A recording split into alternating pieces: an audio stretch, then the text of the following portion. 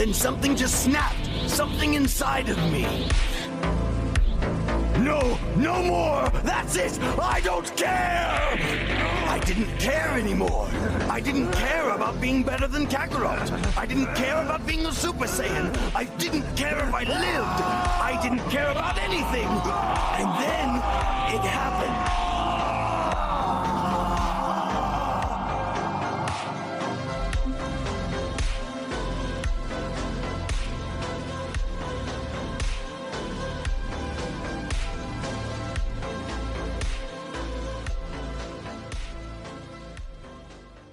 Monty, Hey, buddy. how are you doing? I'm doing great. Life's been pretty good recently. White Boy Summer's in full swing, and we're here to talk about a very near and dear to my heart series. So big things are happening. Well, I appreciate that you have come on now a second time for our 3-part anime and occultism series. I want to shout out that you do have an excellent podcast which you co-host, which I will let you plug. But I also want to shout out that you did an incredible episode with DJ Poolhouse on his show, and that you said some rather profound things about the cultural milieu in which manga and anime is very important. So we will all get into that. I'll let you plug all your stuff and your show and your Substack, and which will all be in the show notes, of course. And I'm really excited for this one. Yeah, thanks again, man. Again, it's I like. All right, so for reference, we're talking about a Poolhouse's terrific series, Backlash, which I was very fortunate to guest on, which Jin features quite prevalent in this. I basically just distilled down our series that we're doing here, which is the practice of the pro-male vitality when it comes to male youth. Shonen means boy, and these are like pro-vitality for a distinctly male audience, with which it instills individuality, strength, vitality, and also just the perfecting of your craft. And these are like core tenets of Tantric Buddhism that I respond to rather strongly. So it's the occult is hidden in all of these things, but this is something I've been a fan of for a long time. When we're not getting heady and heavy on the series that we're doing here, I'm goofing around on the nice program. We invite our friends on to talk about stuff they don't normally get to talk about. Sometimes we have Substack episodes where one of us goes schizo for 20 to an hour long minutes. Fun time. Well, I highly encourage anyone who has not listened to your pod or checked out your individual Substack episodes to do that, because they are 100% worth listening. And I will just shout out that you recently had Bicky on. Bicky, close friend of this pod as well, also did an episode with him on Tomb Raider, the video game. And yeah, it was really awesome to hear him on and for him to go on and now do his own show. I think that's sort of incredible. The boy's a star. Vicky's a star. Vicky, shout out to him. Yeah, 100% shout out to Vicky. And Charlie, obviously, as well, who is his podcasting partner. So, Monty, so we are doing Bleach. So why don't you, well, I'll let you lay it out. Like, you give us the structure, build some worlds for us, give us like the lay of the land and notes that you think are important. I'll obviously jump in if I feel like there's something that I can contribute. If I can't, then I'll let you have the floor. Okay, so Bleach is a very peculiar series. Now, back in the heyday of anime, specifically manga though, the big three is something that gets tossed around a lot. It's always like, who's the next big three, etc. But it's kind of the redheaded stepchild of the big three, because it was one of the most popular series next to Naruto and One Piece. But for some reason, it's never really as fondly remembered. You don't see like Bleach YouTubers like you do with Naruto still. You don't see like fan pages like dedicated to like posting like images from Bleach. And but it was always my favorite. Now, obviously, like, One Piece kind of eclipsed it, and we'll get into like plenty of reasons later. But that initial run with Bleach is probably one of, so excuse me, backtrack a little bit. Naruto, Bleach, and One Piece, when like the big three was being minted, this was around like 2005 to like 2008. This was like the heyday of all of their careers. And there was a serious shot that like Bleach was supposed to be the best of all of these. What started off as a monster of the week, we have a notably a 15 or 6 Ichigo is our protagonist, and he is 16 years old, and he's a bad boy who goes and sees the souls, like the departed souls, uh, where no one else can, and he goes and, helps them, pass on to the next world. So he goes and, like, stops, bullies from desecrating, memorials, to dead children, who thank him in turn before they can pass on. And he's, he's a thug with a heart of gold. And, you know, uh, typical shonen, like magic of it all. He is introduced to this woman who with jet black hair, and she's wearing these old like samurai like outfits, all in black. Her name is Rukia, and she goes and instills in him this power of the Shinigami, which is a soul reaper, someone who goes and helps these souls pass on to the next world due to their natural enemy, which is the Hollow. The Hollow is a soul who's consumed the heart of the soul, and they have a physical hole in their body with which the evil incarnate comes out of. It's like the pesticide that keeps the evil out. Once you rip that out, then it just becomes a nest for the fester and vermin. And so that's like the magic system that we're dealing with. It's Shinigamis, they have cool swords. I do find this in particular interesting because with its other cohorts, like with Naruto, with One Piece, every series has their system, their sort of gimmick, I guess. I'm not using that as pejorative, but No, it kind of like that. look, And, Bleach has the swords. And I always found this very fascinating because you tend to see this with some of the older anime, like a little more 90s, like even before your time, Monty, more like when I was a kid. You see these sort of series where the weapons seem to play a large part. And I do think this sort of overlaps with RPGs that were coming out of at the time, which were very class oriented. And when I say class oriented, I mean like the weapons you equipped would then determine your proficiency in them. So I don't know if that's true per se, but there's something in it that reminds me of that.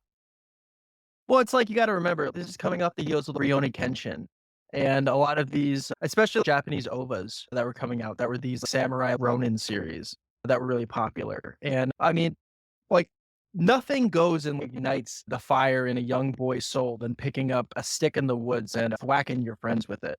So, it kind of does appeal to the male id. Absolutely. And they did deal with the swords rather interestingly, which we will obviously I'll let you get into. But it's not just a sword fighting shonen show. It's a lot more than that. It's very comprehensive. And I think especially for Buddhism, I think there's a lot there. Now, in terms of Kabbalah, is there a lot? There's a little bit in the numbers, of course. I think that always comes up, but it definitely this series has a lot of more esoteric Japanese, in particular, concepts. One thing I do think is interesting about Ichigo is his name can mean number one, like the number one person, or infamous Bleach lore, it can also mean strawberry. And for anyone who's like, we'll say an etchy or fan service enjoyer, you will often hear the strawberry motif come up in regards to panties. So I'll just say that. So there is a kind of tongue in cheek reference, a meta reference to other properties and to other series. And it's also because his hair is bleached, right? And so he becomes a ginger. And that was a very popular look for Japanese boys at the time, especially bad boys. Mhm. The artist of the series and artist, his name is Tite Kubo, and in an interview, Bleach kind of was serendipity. Bleach was a one-off that he had done, and he had had multiple failed projects that he had pitched to Shonen, and this was kind of like a throwaway that he wasn't really that invested in, so much so that he didn't even have a name for it. So he went and submitted it to Shonen, and they accepted it. And it's now part of the it being called Bleach is like a Nirvana reference, but the other half of it is the, like, purifying of souls. Like, what is the to remove the black, like, blot is to bleach it. And so the name, like, does have some meaning, but it is kind of, like, mostly an afterthought, and it's mostly just cool at this point. I agree with you. I think it's a cool name. It definitely was speaking to a youth subculture of the early 2000s that was happening. And I also want to That say, keep oh, in mind sorry, go ahead. that dude, he's 16 years old. He like beats up bullies, which is the heart of gold of it all. But he's like mean to his family. He like he's always telling people like to like fuck off. This was like the more adult, like edgy side of shonen. This is not Ash Ketchum. This is like and like an almost adult. Right. And that is also interesting because shonen does tend to gear towards that younger, I guess, media market, towards that, like, I mean, not saying always, but definitely in the series they make, like because there's a lot of anime and there's a lot of manga, but there's way more manga than there's anime.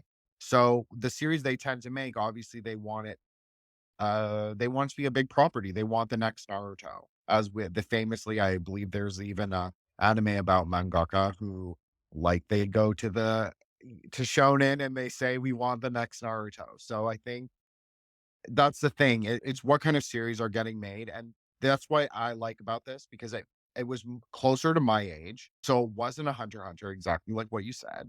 But then it's also not like a salary man because that's not even where I was at in life. So I liked it that he was relatable, and he's in this sort of transitional, marginal, liminal place. Yeah, it's so we're found in Karakuta Town, which is the like Timbuktu, Japan. It's just a small ass like weird city that just happens to be infested with these hollows. And the series starts off with, well, like we said before, he gets these substitute Shinigami powers when Rukia loses hers after a hollow incident. And he gets this big ass cool sword that and it's a monster of the week each episode. He goes and slays the blight, and they either get purified, and there's a kind of like a demon slayer, really touching moment where the lost soul has absolution, or they are banished to the gates of hell, which sadly the series has zero interest in following through with. Uh, Bleach is very high in concept, Mhm. but really like under delivers with a lot of the promises that it makes, especially in the beginning. Which I will say that the first real like third of Bleach I think is stunning. I think it's excellent, and it's really a shame how it turns out. But I came back with a vengeance, 1,000 Year Blood War, but that's later. No, I think this. My take is very similar to yours. I really love the initial Bleach. The character development that happened in like the two thirds that you're sort of saying that should be excised from the canon. I agree with that. I think it was way too much. I think it was too much world building. There was already so many concepts that could have been that should have been explored and sort of resolved, I guess, resolved fully. I agree with you. And I do want to say about the Shinigami is that this is a very interesting concept. Now, Monty, do you remember the name of the king of hell in Chinese? Do you know what that name is? No, I a Chinese education. We didn't really get to a lot of the. I mean, I know Tien is heaven. It's That's good. Okay. But so Lord Yama or Yan Wang Luo, that is he is the king of hell. So that is what a Shinigami is. It's basically a servant of the king of hell. And you will see when we get into it more that the king of hell, he actually has the character for king on him. So I think that's really interesting because it's obviously speaking to this greater sort of pan Asian idea of this Yama figure who is very, very, very important in Buddhism, in Shintoism, in Hinduism, and of course in Onmyodo, which is the sort of black and white yin yang magical system that is. sure thing. So part of the monster of the week is we get introduced to a lot of Ichigo's schoolyard pals. The character building with them is truly incredible. They're from ethnic different backgrounds, and Mhm. they pick up these little idiosyncrasies that turn into powers, which is very typical in shonen. But do kind of go and like greater than the sum of its parts form this unit, this soul posse, for lack of a better word. And they forge bonds with Rukia. Like they can all see her after these brushes with these monster attacks. Eventually, Rukia is in Earth for way too long. She is a servant of Soul Society, which is basically like their heaven, where it's this like citadel, this Elysium in the heavens. And it doesn't exist in the same world as ours, but kind of does.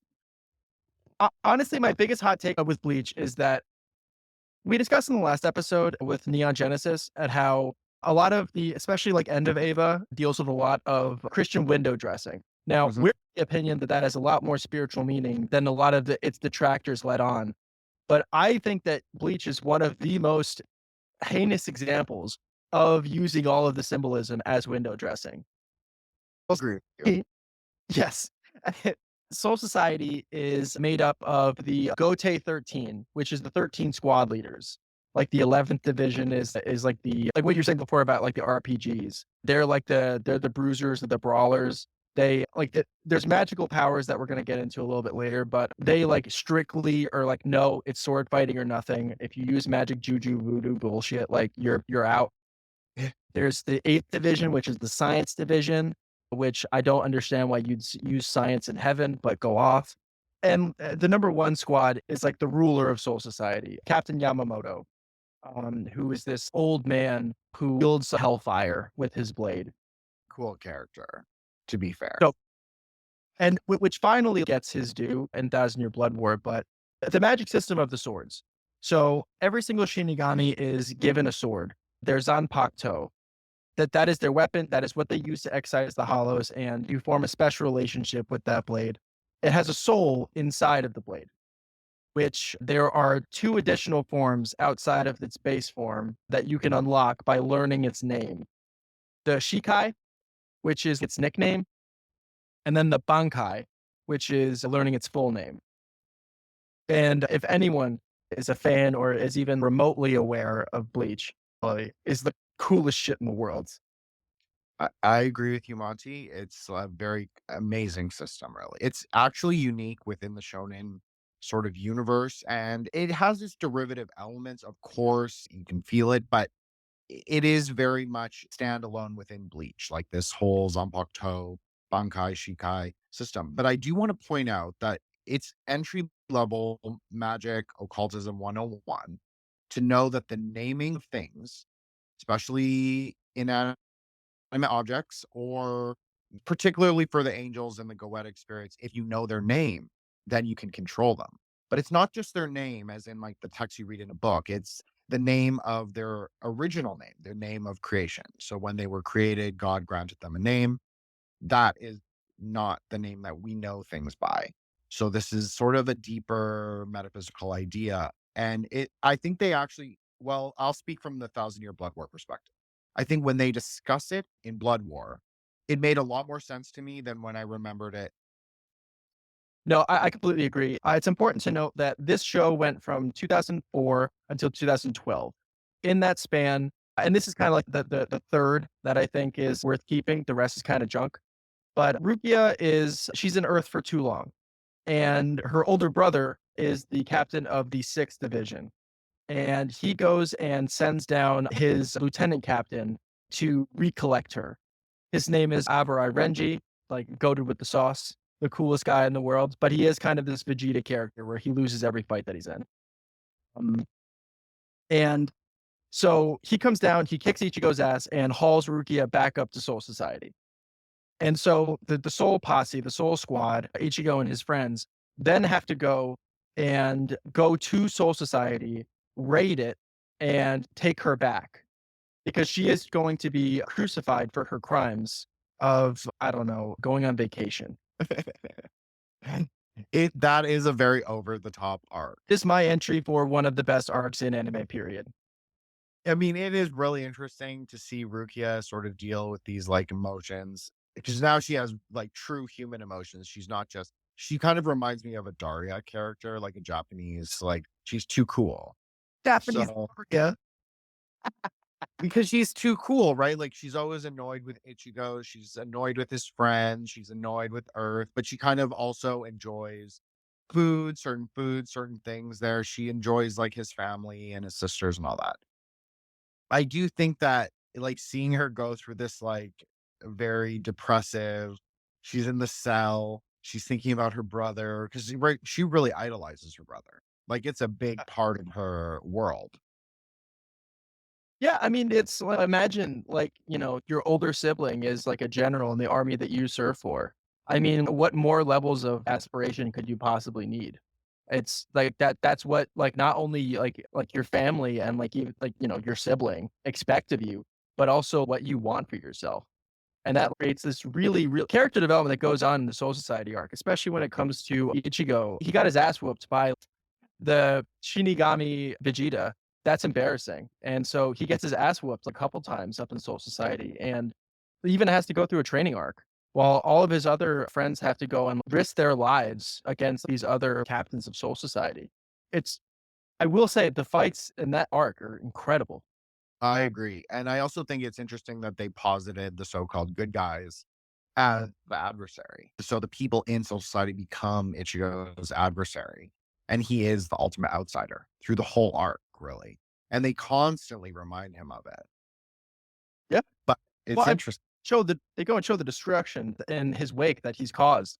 I mean, they have to go and use an illegal cannon to shoot him over the border into Soul Society. And even then, he's destroying the tunnel that is one of the only ways to get through. You need to flash your badge or something so that this monster won't eat you. He kills that. He's really doing collateral damage. Like he's destroying the New York City subway station. Mhm. He's traveling throughout the three worlds, I guess. And he is, as a hero does, and he is wreaking chaos and havoc in heaven. So Yeah. why don't we talk a little bit about the magic system for not just Ichigo, but I know he has three particular friends, which I know you'll like be able to speak on a little bit more than me. Definitely. So at 11 years old, the love of my life. I need to make sure I get her name right. So Orihime, she's the busty love interest who is just head over heels in love with Ichigo. She has these little like singlets in her hair that then go and like fairies like come out and she's like the ultimate like defense like and like cleric healing. Uh, Mhm. Support character. yeah, she's a support character and it turns out that she becomes a lot more impactful, like, her power is a lot more like, she is, like, pure of heart and spirit. She, like, loves to eat, and I specifically later in the series during when they invade the Hollow World. Adorable. I will say that. And I actually work, I mean, it's not you, but I'm sort of underselling her as a support character because she actually can kill hollows on her own eventually.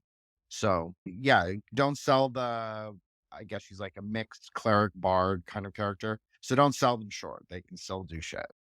Absolutely, yeah, roll face. But it's Orihime, then there is Chad, who is Mexican, specifically. He looks like he's 34. Uh, he gets in fights a lot, but he is this very stoic, like, "Don't mess with me." In defending himself, he gets in trouble for retaliating. This is Japanese outsider stuff. But he's granted a right arm that has a huge shield on it, and he becomes like the bulwark, the stalwart to defend his friends up against the Mongol horde. But yeah, just resolute and strong. Yes, I agree with you. Gentle giant, but tank maxing. And I think he can do DPS. He's not just a tank. He starts out more like that, but eventually he becomes actually quite formidable. Yes. And probably like and now this is like a huge part of Thousand Year Blood War is his third friend, who I think is probably one of the most interesting characters in the series, Ishida Uryu. He descends from this race called the Quincy's. Mhm. They were thought to be extinct.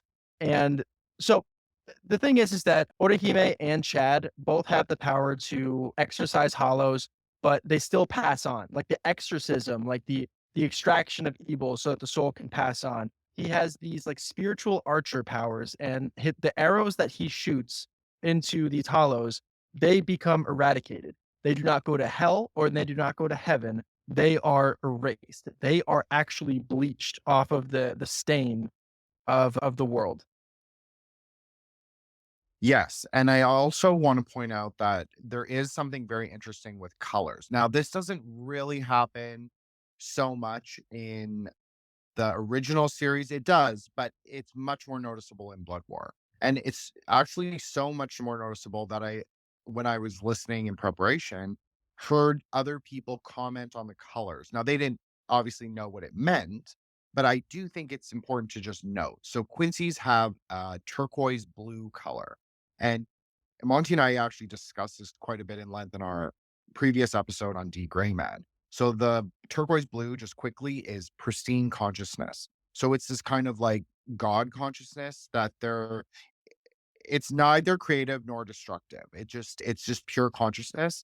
And so Quincy's have this capacity for what we would call in Buddhism grasping, meaning that they keep their idea of vengeance and their idea of cleansing the world of the hollows, not just putting them back, like not just returning them to the cycle, which is the more Shinigami, obviously, and the much more Buddhist idea. But the Quincy's represent more of this Judeo-Christian element, so they completely annihilate this is a bit more of like I would say it's a Japanese view of a Judeo-Christian worldview. Like you are completely exorcising the spirits from existence. Whereas even in more of a Shinto conception, ghosts are meant to be either venerated, feared, or sort of placed into a shrine. So when you see like Shinto shrines, they will often accumulate wandering spirits. So this is something also in Chinese religion, because obviously there's a lot of overlap. I just want to say that there is an interesting kind of dialectical arrangement between the Shinigamis and the Quincy's. And even the leader of the Quincy's, his name is, well, I'm going to say it in the dub pronunciation, and this might not be, well, I'll explain it. So it's Yuhavaha is how they pronounce it in the dub. But obviously it's Ihova. So I do think that is really interesting because his character, like they have a reason for wanting justice. They have a reason for wanting sort of retribution in a way, or rectification of the past massacre. That's like very clear, I think. But the way they go about it, this complete annihilationist sort of like, we are going to fix the world by completely destroying it. And I do think that also goes back to the Millennium Earl, but he had an intention to rebuild the world. The Quincy's are kind of annihilationists. Like they just don't care. They don't give a shit. I don't necessarily want to offend anyone on this. I could be wrong. And so this is actually something that this was more of a fact finding mission for me. I really like Bleach. And so a lot of the perception that I have about the Quincy's is that they're using a lot of Christian imagery, and they're using a lot, like you're saying this, that like a Japanese perspective on Judeo-Christian actions, could that they have a like crusade attitude. But I always thought it much more as Soul Society is the kingdom of God, the Judeo-Christian God. And I always thought of the Quincy's as more of like Muslims who are like trying to topple like the Christian statues and resurrect their own. Because it has a lot of this like this fervor and a lot of the intensity that you'll see a lot of like very like militant Muslims or Islamists. I don't know the correct term for this, but It's very interesting that you say this because even as I was saying annihilationists, there is some kinds of Islam. Now, I am definitely not like an Islamic scholar or a Middle Eastern scholar by any means. But from what I understand, there are some strains of Islam that are very annihilationist, is that you sort of subsume your own will to what is perceived to be God's will. Now, obviously, as a Buddhist, I have a different kind of idea of what goes on, but in general, that's sort of how it has been described. So I think you're definitely onto something, is what I'm trying to say. And I think that there is something interesting looking at it in that perspective. And I also want to point out that I think you're totally right that Soul Society is a heaven. And it is a heaven ruled by, you could even make the comparison to Christian God. There's a flexibility, I think, with some of the Asian cosmology where people get very caught up in polytheism or monism or monotheism. There's much more of a monistic quality in most Asian religions. So there might be a pluralistic cosmology, but there usually is a central heavenly figure like Tianwang or Heaven King or whomever. yeah. And so, yeah, I just want to say that I agree with you. I think Soul Society can be definitely seen from a Judeo Christian lens. I don't even think that's wrong because I think that the other layers that are on the other characters, it is sort of superficial. Not everything, but I think that there's a lot, like you said, a lot of dressing. So I think that you can interpret it as that. I don't think that's wrong. Well, so it's for I just kind of need to preface a little bit. And this is something that we talked about on our nice episode that we did on JoJo's. So JoJo's Bizarre Adventure is a hodgepodge. It is a mishmash and a culture jamming of Araki's favorite things. You know, it's like high fashion, intensity and violence, and also just like the comedy of it all. Like this is very much like a singular man's favorite things like smashed together in a sort of like a lookbook. And I think no series further exemplifies the like lookbook magazine than Bleach. Tite Kubo was actually he was a fashion designer before he became a mangaka. If you go and read the manga of Bleach, it is almost every single one of the volume covers, the chapter covers. It has the various characters, like our main squad, decked out in like the coolest outfits. And he would also go. Well, also Bleach was the original creator of the AMV. Tite Kubo would listen to metal music while he was drawing each of the panels, and he would sync up the fights to the music that he was listening to. And I think that it's much like how Naruto kind of captured the 2007 crawling in my skin Linkin Park energy of like that emo angst. Bleach very much was this like, it was made to be posters on kids' walls.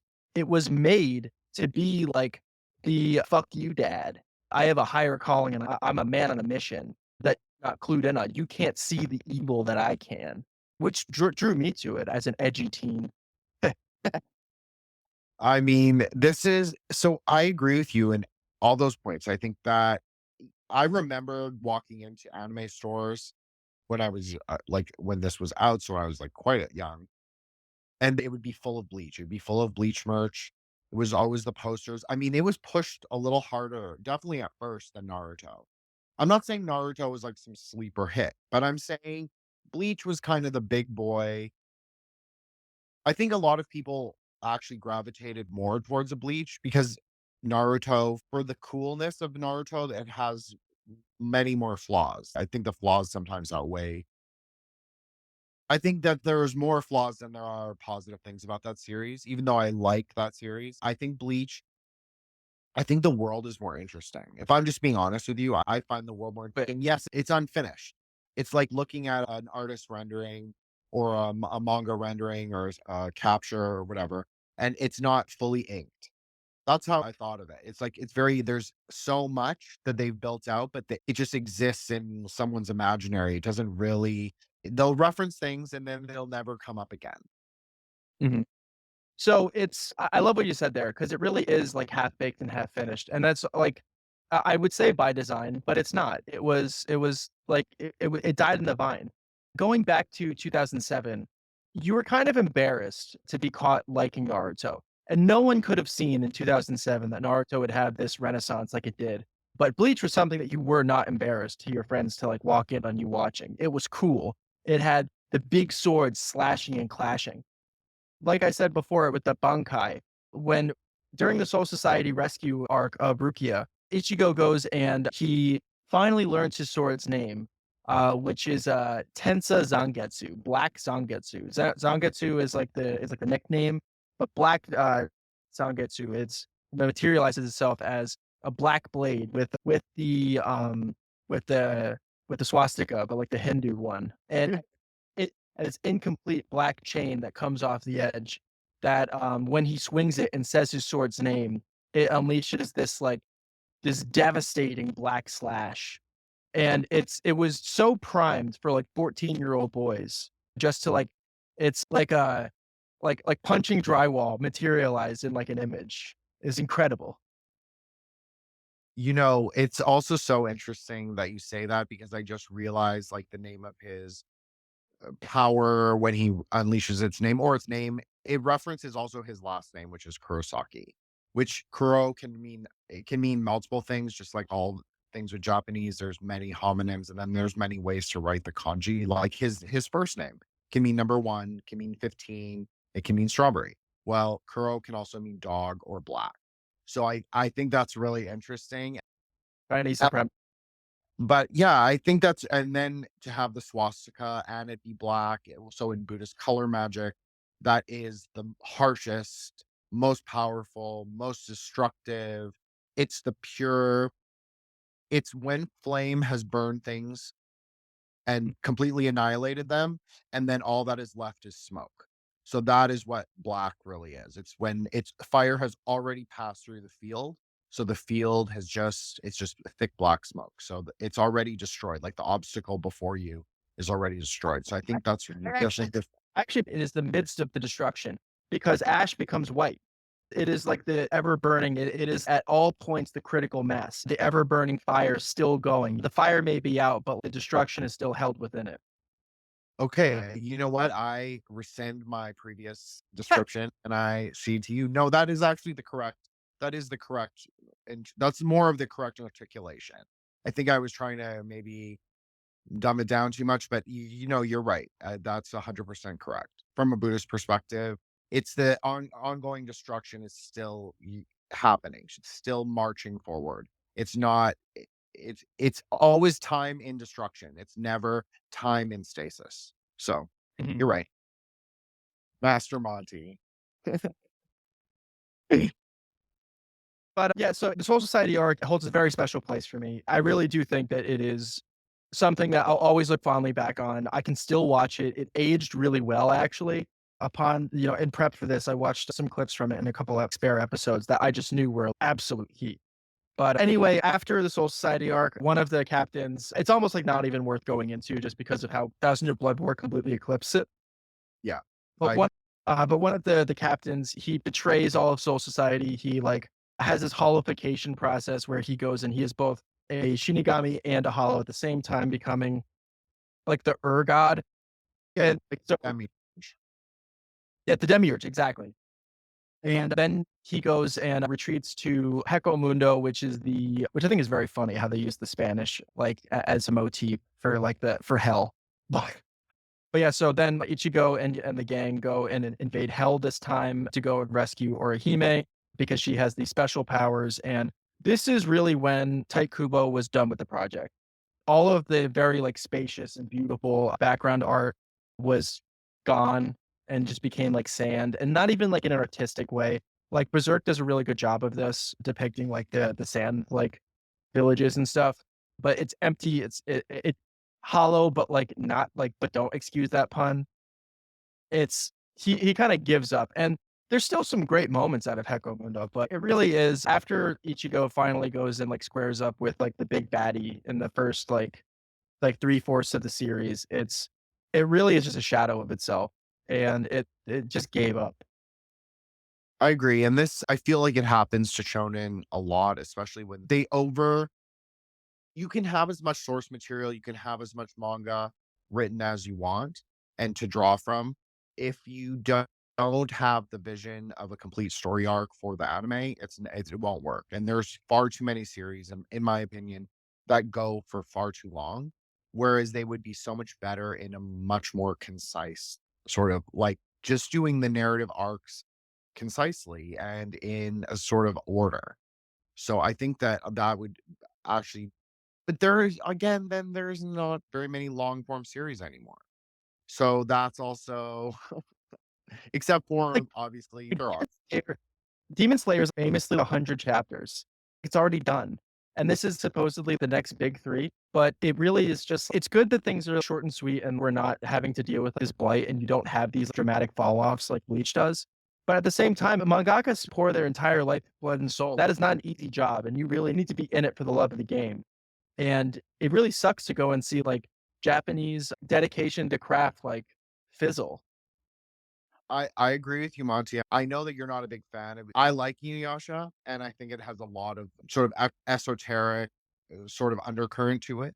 So I think that it's an interesting example of a series that gets a lot right Mm. in terms of the condensation of the arcs, and then also using the movies to propel the narrative, because a lot of anime movies They can either be part of they can either be contribute to the plot, or they can be just totally standalone properties, right? So I think the movies helped it, and then they had that sort of resurgent series. And I thought it was rather good. Not the new one with the Inuyasha's kid, but I mean the one where they sort of finished off that whole arc with Muraku. And for the record, I do not like Demon Slayer, like, at all. I watched the first series twice. I was really trying. I was like, "What does everybody see in this?" It's not for me. So, It appeals to like the TikTok Zoomer, like just stimming out. It's like, yeah, it looks really great, but like, yeah, listen, anime is in a rough shape right now, but where it's excelling is the resurgence of Bleach. After 2012, after the main series was done, the manga kept going, and it did go and have this thing called the Fullbring arc, which was dog shit, sweep it under the rug, didn't happen. Uh, but then the very climactic conclusion that on the manga was completely hollow and like really bad. It's on par with Naruto's ending. In 22, A Thousand Year Blood War came out, and oh my god, is this like everything we wanted and more? and more. It's so good. I honestly, it was a long time that I have been very excited about a contemporary. Now, I do love JoJo, and again, shout out your amazing episode on JoJo. I really love that series. I like all the arcs personally, and the OVAs I also think are good. But no, I agree. Blood War is really good. But before we get to Blood War, I just want to say, I personally think the Netflix Japan film from 2018 is actually very good. So that is my hot take on that. I think it's totally good. And I think people who are not anime heads or weebs, they can introduce themselves to the Bleach property through a sort of cinematic experience. Now, are there holes? Is everything well explained? No, but I think as a general overview, I think it was actually really well done and interesting. And I didn't dislike any character, and which is also good because I didn't dislike any character in the anime. So, The dot. well, I recommend it. So I'll just say that. And Monty can, when you come back for our third part, then you can tell me if you saw it or not. Will do. Aye, Captain. Okay, now we'll do 1000 Year Blood War. As I've said, very excited about this arc. I think it's by far, like, the fight scenes are incredible. They have great pacing. The powers are really interesting. Now, interestingly enough, to just refer to the color thing, a lot of the Zanpakuto powers are pink.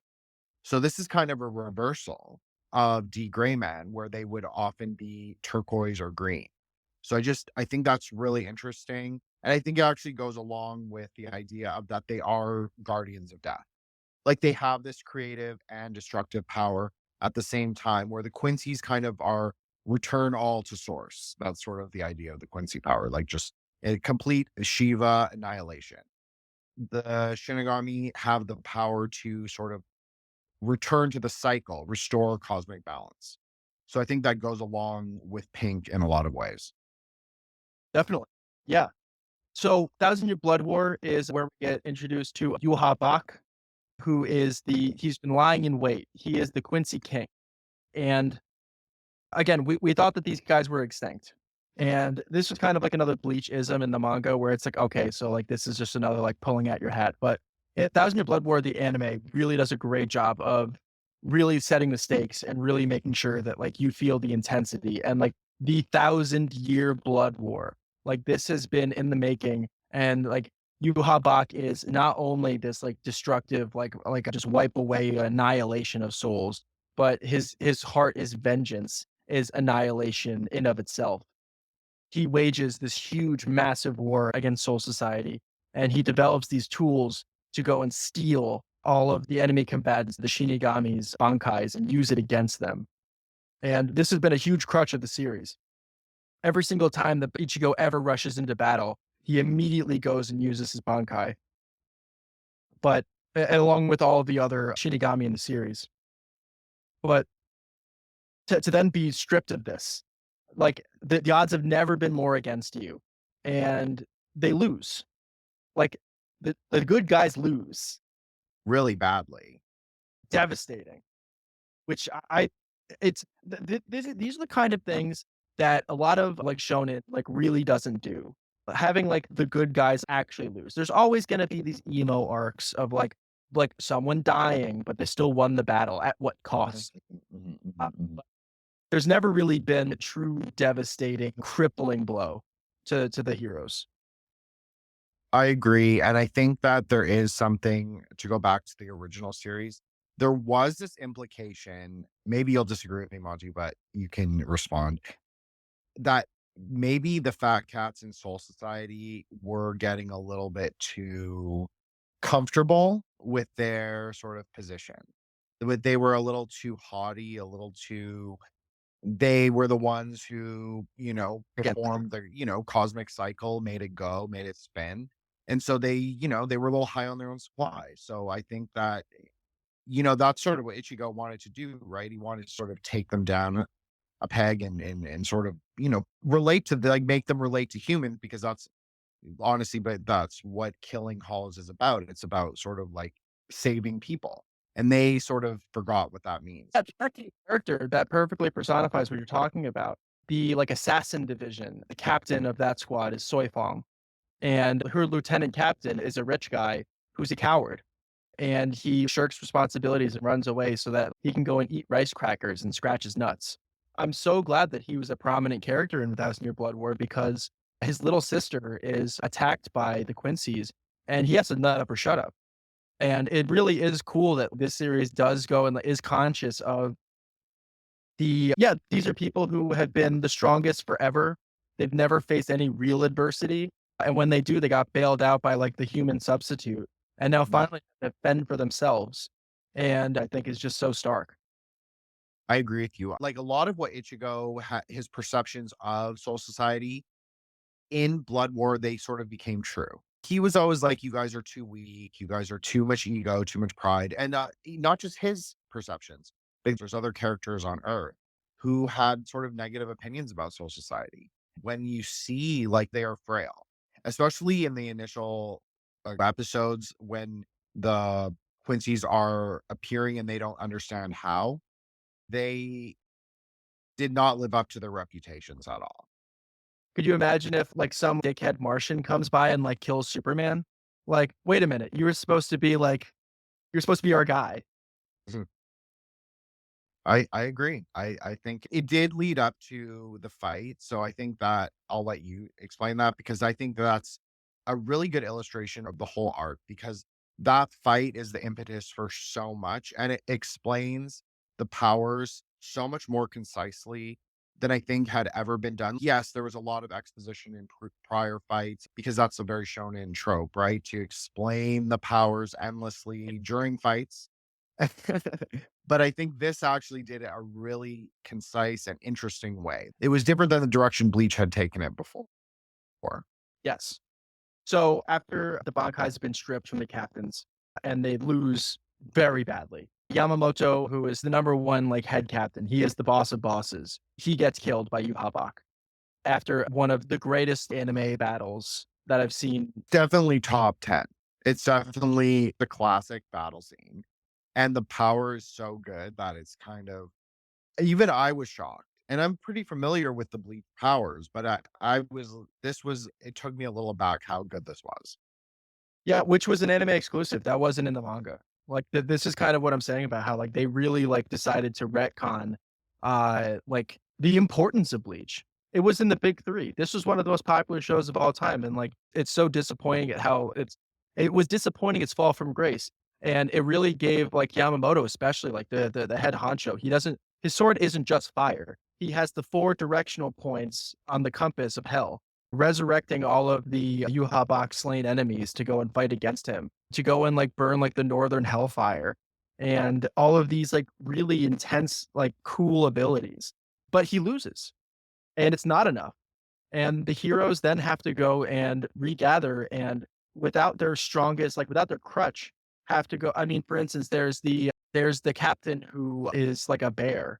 He has like a fox head. He has to go and remove his heart and he has to go and abandon his bestial impulses and then becomes man. He becomes mortal.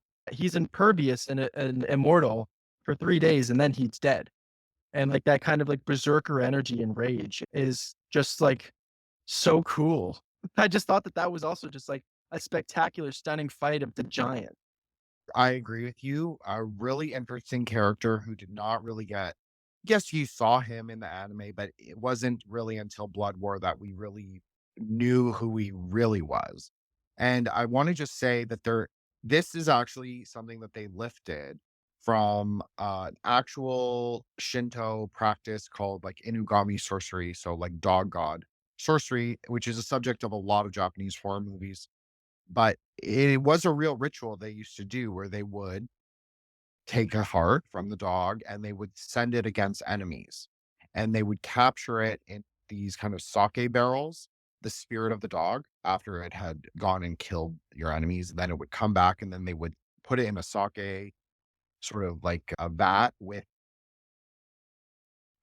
I guess, like seals, charm seals on them, fulu. So they would trap the dog spirit and then they would worship the dog spirit. And the dog spirit would bring fortune as well as protection for the house. So I think that is really cool. And I do think that it's directly one to one. And then I also think about who else had really interesting powers. Well, I think that the directionality of the Yamamoto Yuhavaha fight scene was really interesting and really Buddhist. So that is actually an idea of the four direction kings and also where the what we call the carnal grounds. So the cremation sort of places on the plains or wherever you cremate bodies, they each of them has kind of a metaphysical value. So when he's going through them, I was able to like, okay, yes, this makes sense because the north direction is the port is considered to be like where the demons come out. The west direction is where the souls of the dead come out. So you have these things that they were obviously mapping one to one from esoteric Japanese Buddhism.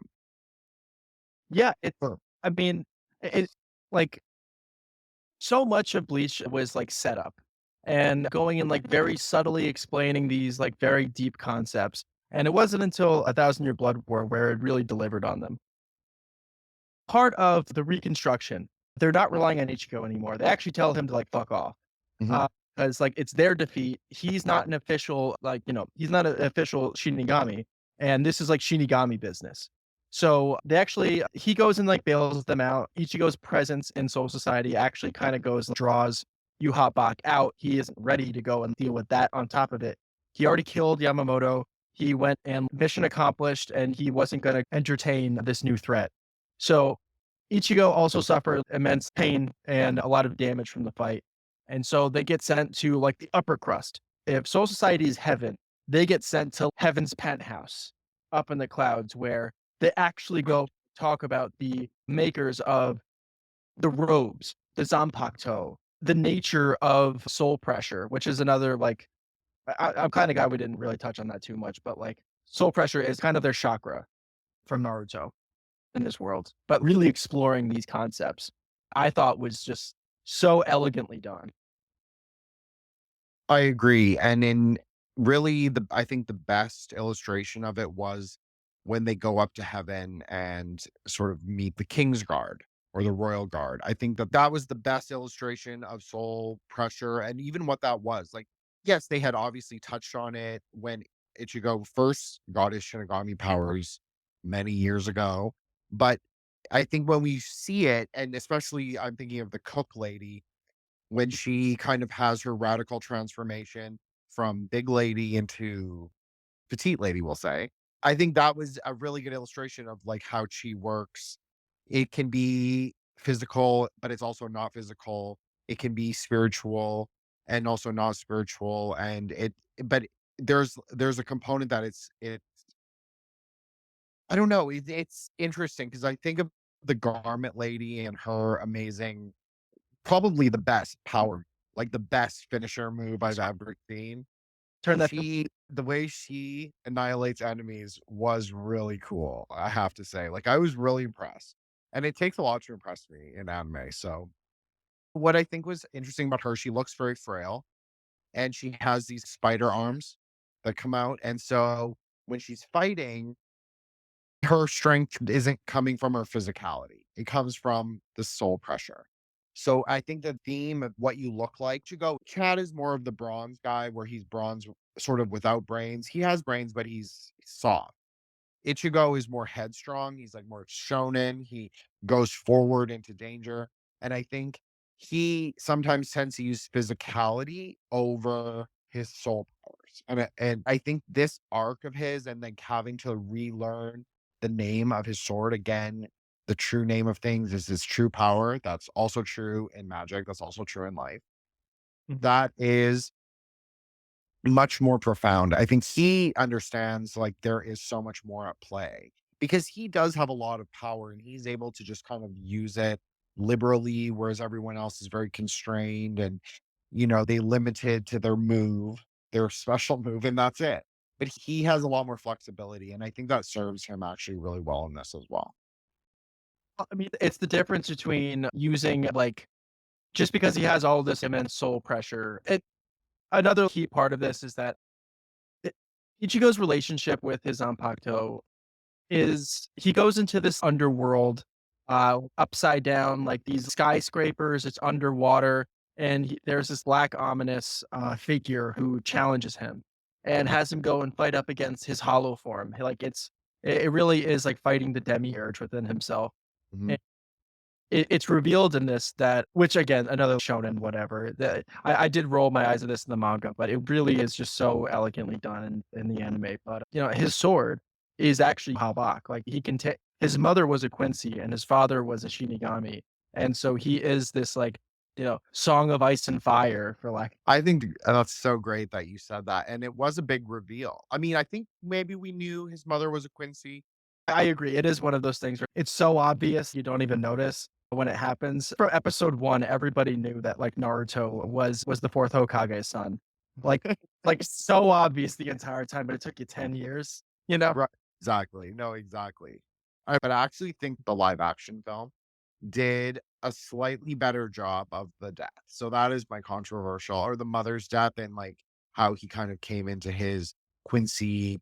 He doesn't really have Quincy powers, but he kind of does also because they explain it. And it has a lot to do with it's sort of biological and it's sort of spiritual all at the same time. But I think that's a really interesting arc. And I think it also shows that they make a big deal about the Quincy's, especially about the purity of blood and about who is a Quincy and who is like a whatever their levels are. They use these weird, it's very eugenics, right? Like they have these Germanic terms that they use for everything. Everything is like a German derived word. And I think they definitely have a lot more to do with this idea of purity, and he's obviously a replacement Shinigami, so he's obviously alive and a human, which the Soul Eaters don't really love. Or not Soul Eaters, excuse me, the other Shinigami. The other Shinigami, they don't really love that. But he's kind of his own person. So I think it is he's kind of they're saying that he is I don't want to say he's Christ-like. He's not really Christ-like, but he's definitely a heroic figure, like an Izanami sort of figure from Japanese mythology. Like he is the one who sort of saves the night and the day or the Yes. sun and the moon.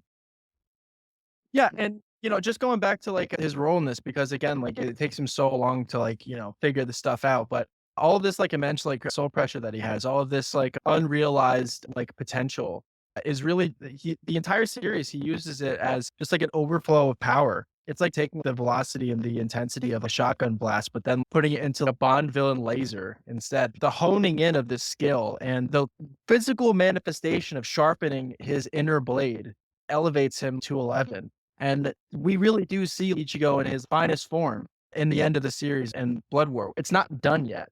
And I'm so excited for the next part. I think the trailer for the next part came out 2 days ago. And it has been like, I thought what you said was really eloquent about sort of forging or reforging, because that is what he does in the series. He goes to reforge a sword. He reforges it inside himself. Now, this is a very tantric Buddhist practice, but this practice did not really get transferred to Japan. They have this idea of the Vajra or what we call Dorji in Tibetan, but they don't have this idea of the Kila, which is the knife. I'll post it quite frequently. but it's this knife that you kind of forge, but it's really it's just a ritual implement. So yes, it's a deity. Yes, it has magic powers, all that. But it's really something that you're doing internally.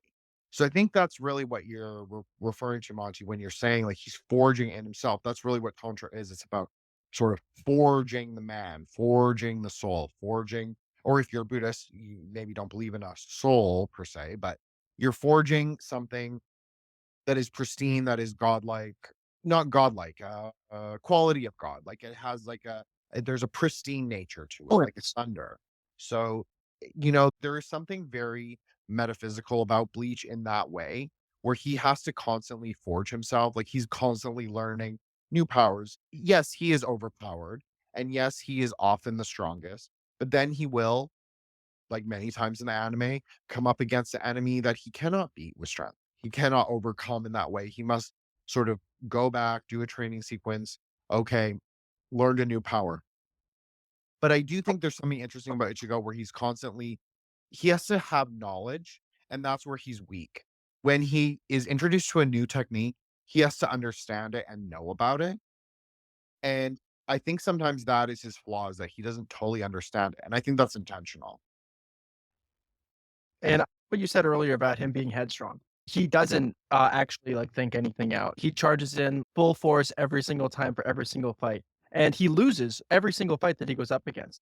Every single time that he's up against one of the main series antagonists, for instance, in Thousand Year Blood War, his Zanpakuto breaks. It's broken, and he's told from the swordsmith, the man who forges every single one of the swords, that it's gone. You can't get it back. You didn't even know what it was. This happens when he's up against and so the Soul Society arc, where he goes and has his sword break up against his fight against probably the greatest character in the entire series, Azaraki Kenpachi, who is the bruiser. He is the head of the, if you use that foo-foo gay shit magic, you're out of the club, brawler, like strength. When he's in Hekomundo, he has to lose his humanity and surrender to being a hollow and go through that forced hollowification. And every single time, he has to have everything stripped away from him for him to rebuild and like relearn who he is and himself. With all the Buddhist elements that you're discussing, he's doing the work every Yes. single time. It's incredible. Well, even to find when you were describing how he found the name of his Zanbakuto the first time, to me, the way that it's depicted in the anime and the way you described it both, that is a magical experience. That's basically what a magical experience is like. It's going through a body of water, it's going through darkness, it's going through light, it's going through an eclipse. There are traits that are very similar between religious and magical experiences. Like there's something that you can map that that is like you can say this is delusional or this is really what happens. And those particular things that I highlighted are people will understand. If people have had magical experiences or had religious experiences, often the same, or near death experiences, also very similar, you will be able to relate those ideas in sort of that story of him finding the name. Again, names of anything, very, very magical, very important, gives you power over that thing.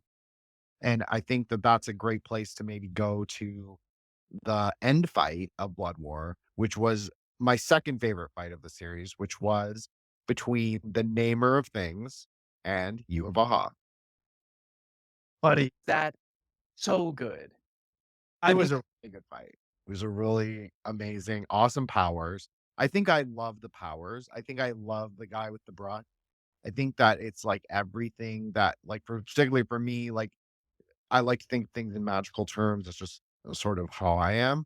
So I think for me, that is the ultimate magic power, right? Like to be able to assign names to things, but then also to erase them.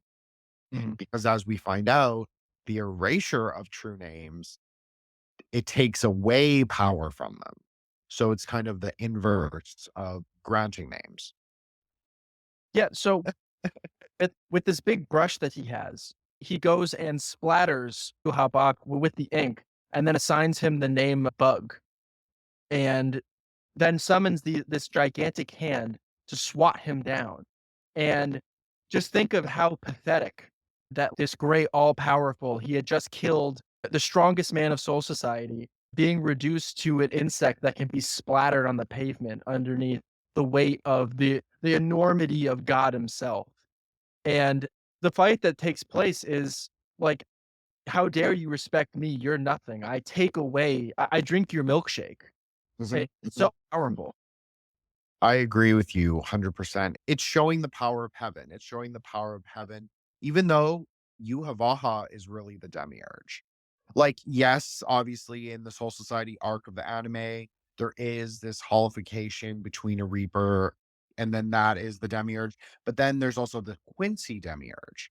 There's kind of like a trinity of, well, there's not a trinity yet, so we won't go into that. But there is a trinity sort of demiurges and forces that the everyman, sort of the Ichigo, even though he's not really an everyman, he's sort of the composite of all those three races. He has to overcome them. So there is something interesting. There is kind of the apotheosis of Ichigo in a way, because he's constantly having to overcome these semi-divine or demigod-like beings. Huh. Sorry, Monty, go ahead. No, that's okay. He's a hollow. He's a Quincy and he's a Shinigami. He's stretched in all three directions, and it takes immense power and it takes immense force of will to keep the center whole. The foundation and the strength of the core when being like flattened in such a way is like these tension rods are the strength of, it's you're only as strong as your weakest link. And every single time each link is broken and like a muscle grows back even stronger. I agree with that. And I think that's, there's something really interesting about Ichigo as a character, because he is a bad boy, but then he has this other, so he's multifaceted. He is not like a Gon. He is not like a Naruto. He has his thoughts in the world, but he's also flexible because he has his friends. And this is something I think goes along with your point that you made about shonen being particularly endangered as well as important for men. Because I think that there's this thing in anime and manga that male characters have a friend. They're very rarely loners. Like if they're a loner, it's usually like a middle-aged guy like Mushishi, and he's like off, like, you know, sort of providing comfort. They always start they always start as loners. Like, that's the thing, is like, it's so much that gets lost, especially with, like, our side of Twitter or whatever you wanna call it, is, like, the movie Drive, of this, like, autistic loner freak who, like, lives alone in his apartment and, like, can't socialize with others. You do realize that, like, he goes through a character change, learns to love with his neighbor, and then goes and sacrifices himself in order to go and, like, save the unity of that family. He even goes and, like, helps out, like, the dirtbag in a bank robbery in order to go and make sure that that family unit stays strong and, like, has means. Like, no man is an island.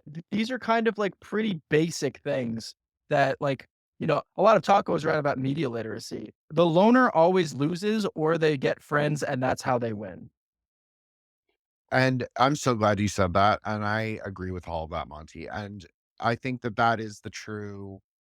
If you want to distill shonen, particularly shonen, down to anything, it is the loner gains his friends and then conquers the world. The hero Yep. develops his crew, the homies conquer the world. No matter how it ends, even if there's like a sad ending or whatever it is, it's always the power of friendship will always sort of prevail. And I think that that's why I like shonen. I think that's why you also like shonen, because it's camaraderie. You don't have to love everybody at all moments, but you recognize that you have to put your own bullshit to the side a lot of the time and sort of like deal with people as they are, rather than, put your like desires onto them. Like you expect this, your expectations. And that's what I love particularly about the sort of Japanese friendships that develop in different series, but in this one in particular, because I think the friend group does nothing but lift him up as a character. Like there's this one friend group that was not toxic, not detrimental. It was all about, like, yes, Ichigo is the star. That's very clear. And there's a little rivalry between him and his Quincy friend. But and we'll see where that takes us in the other part of Blood War. But I think that as a whole, they are very much a cohesive and coherent unit. Mhm. So I actually have a quote here. This is from Thousand Year Blood War that speaks directly to what we're talking about. Laugh, weigh yourself with hope, for this world is but a scale. When one side is laden with hope, the other side must tip into despair. Hence, you must never despair. Wrap yourself in hope as you've never felt before, so that everything other than us can sink in despair. Well, that was quite beautiful. Thank you, Monty, for reading that. Why don't do you have any more hot takes you want to give on the series as a whole, either part or the manga? It's go through and like just literally go onto Google Images and type in Bleach fashion. It is probably some of the coolest fashion magazine lookbook photography books out there. Just flip through those. It really showcases Tite Kubo's distinct style. I think that the golden age of when the big three was really running house, YouTube AMVs were everything. There was this one channel that I used to love that got at basically in around 2009, 2010 or something, the YouTube copyright ban hit almost everyone, and it like almost exclusively AMV makers on YouTube. So a lot of these great AMVs are just like gone in like tears and rain. But if you can go and find like Bleach AMVs, I really do think that that is like first off, that's Monty core right there. Yeah, I think it's Bleach is just so much of like who I was growing up. I cared about it so much. Watching it, like I held on for dear life the entire time. It's gonna get better. And it only took 20 years for Thousand Year Blood War to come back and really just cement it as this is special, way more special than people give it credit for. And if you sleep on Bleach, that's on you at this point. I could not agree more, honestly. This was a really important series for me. I saw myself in Ichigo. I even had my hair was a little blonder than that, but yeah, I definitely experimented with that. And We stick together.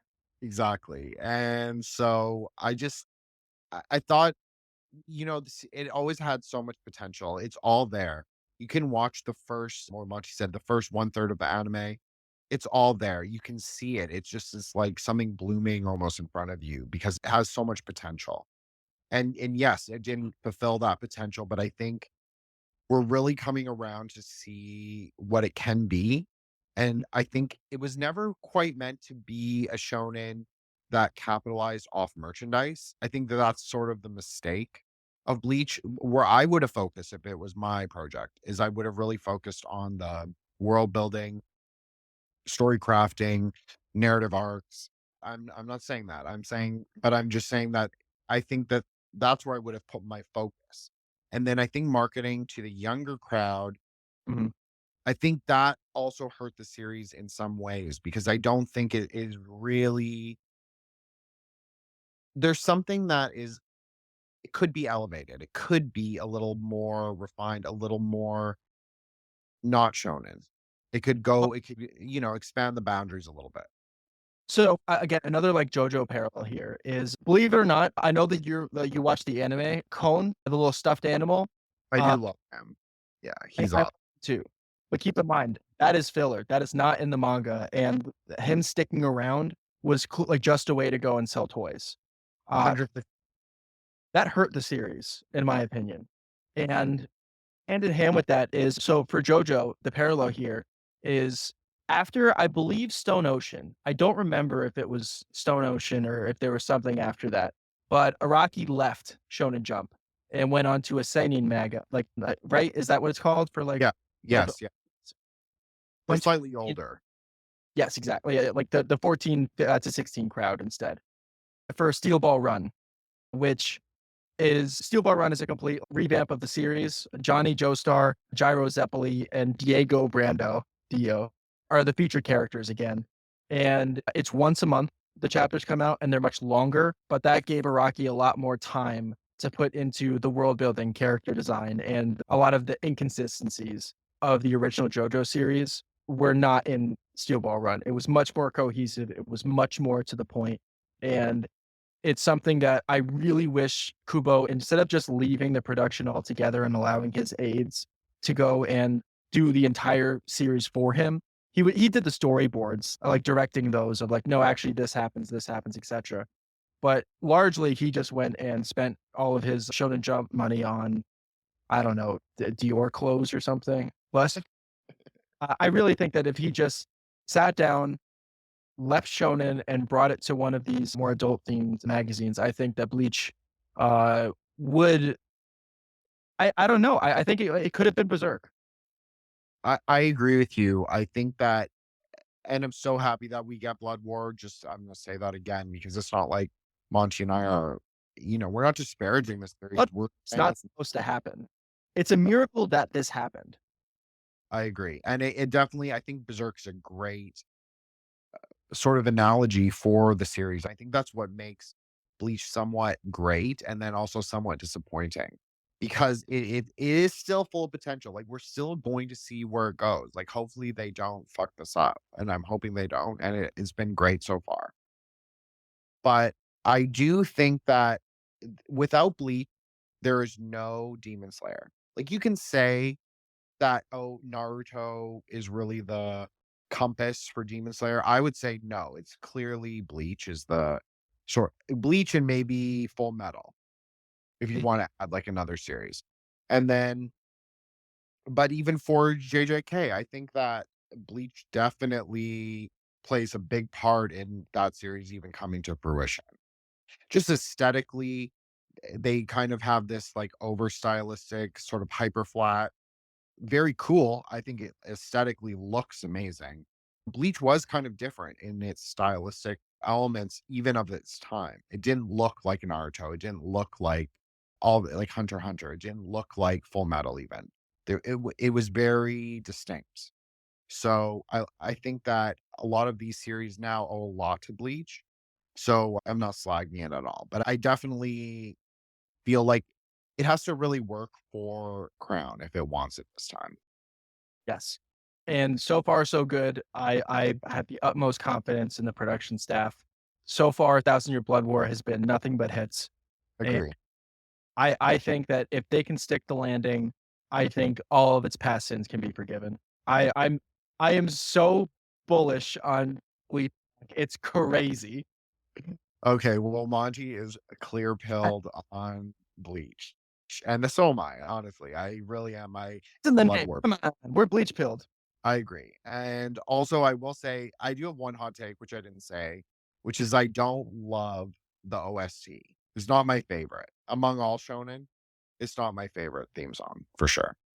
The The original opening Thousand Year Blood War. song. Because if you don't like the Thousand Year Blood War, like you No, did I do like the Thousand Year no Blood. fun. I do like the Blood War. Yeah. But what would you give it as a numerical review, Monty? Uh, As a property as a whole. You have to include every. so I think that from the original 2004 into 2012, I give it a 4. I think the heights were absolutely like stricken down, and it's kind of what I was saying before about how like in 2008 or something, you would be embarrassed to be outed as a Naruto fan, to be a Bleach fan, completely switched towards the ending. It's embarrassing to have ever really liked Bleach, like in 2012 when it ended. Mhm.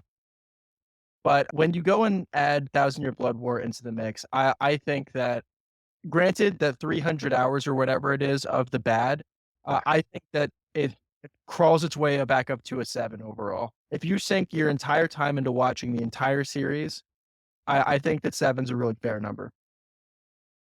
Okay, so I'm going to be a little more generous than you, Monty, and I will say a 6.5 for the earlier stuff. We'll say all the earlier stuff, the movie, not the live action movie, but the animated movie that goes along with the series. I think that all of that, 6.5, get out of it what you want. The characters are still really cool. The art was really cool. Definitely, I mean, just pretend that last 3/4 didn't really happen. Like, after Soul Society arc, just let it go. That's kind of how I feel. Well, specifically, what really brings it down, because Hecko Mundo is actually still pretty good. I agree. the Fullbring arc where he loses his powers at the end of Echo Mundo, where he goes and slays the bad guy who betrayed Soul Society. But then there's this murder mystery where his new power becomes just a bigger swastika. It's truly abominable. That was really bad. So that's why I only give it a, that's why I give it a 4, because that really is the cherry on top of canon shit. Okay. I think that, and you know what? I actually think that's really fair. This is the thing. I blocked a lot of the Yeah. real bad stuff from my memory, even though I have like revisited Bleach over the years. And so I just, even Hueco Mundo, I Mhm. remember it obviously from Blood War, and then obviously it triggers the memories of watching it from before. But it felt sort of brand new to me, and so I'm gonna leave it at that. So Blood War, for me, I would give an 8, 5, maybe a 9. Oh, And yeah. so It's a 9. It's a 9. it's really high. I mean, it's a really well done, action packed. You don't even need to watch the original series. You could watch the film, like the live action film and Blood War, and you would still know what the fuck's going on. So yeah, my overall score for Bleach, yeah, it's gonna be like a 7, I think. But I highly recommend Blood War. I recommend the live action film. I think a lot of the earlier manga is really cool. I love the art of it. I didn't really touch on the fashion stuff that Monty kept bringing up, but I do think the Bleach fashion was there was this Fruits magazine, if people are familiar, and it was this Japanese like street fashion magazine that was very much of the time when Bleach first came out, and it was just really cool. It speaks to that kind of weird patterns and surf style, everything that Bleach has. It's kind of like Americana, Okinawa, ramen, Japan, cool kids. There's something really great about it. So I think definitely go check out the fashion stuff. I love this series, and we're gonna see where it goes with that. Exactly. So Monty, plug your Substack and your amazing podcast. And I appreciate that you came on to do a part 2. And hopefully we will do part 3. And I know we have a series picked out, which I'm not going to say, but I'm really excited for it, to be honest. And I was really excited for this one, a little nervous, but you did an amazing job and really appreciate you. Thank you, buddy. Again, can't thank you enough. Treasured mutual, good buddy, veteran of Weeb Chat. So I have a podcast I hosted with Big Mac McCarthy called Nice. We get to go, which by the way, Jin's coming on soon. We're going to make that happen. We're probably going to watch some Chinese movies. It's going to be a hell of a good time. But definitely check that out. We also have the verynice.substack.com. We have a lot of content that is going to be on there soon, coming out very soon. A good friend of mine went to Eurovision this year, and as our guerrilla boots on the ground in Malmö, Sweden, his live reporting from Sweden, that's going to be up on the Substack soon. Mac tells a 20-minute long joke. We also do supplemental material on there for when the Nani State came on to talk about Satoshi Kon. We made a reference to all the anime properties that we talked about on that. We're going to be doing that a lot with a lot of the episodes coming out soon. But yeah, follow me on Twitter, Monty3_Carlo. Listen to Threshold Saints and follow my best buddy, Jen. Well, thank you so much, Monty. I appreciate that. And I'm so glad you brought up the Nani episode because it was really good. And I know I said so on Twitter already, but I actually think that that's another it's not my series, but it's Monty's series. It definitely could be part of the greater discussion of anime, shonen, masculinity, what that means, art, and how that intersects with our side of Twitter. So I think it's a ongoing dialectical discussion that's happening in multiple places. And I honestly can't thank Monty enough for joining me, and part 3 coming up.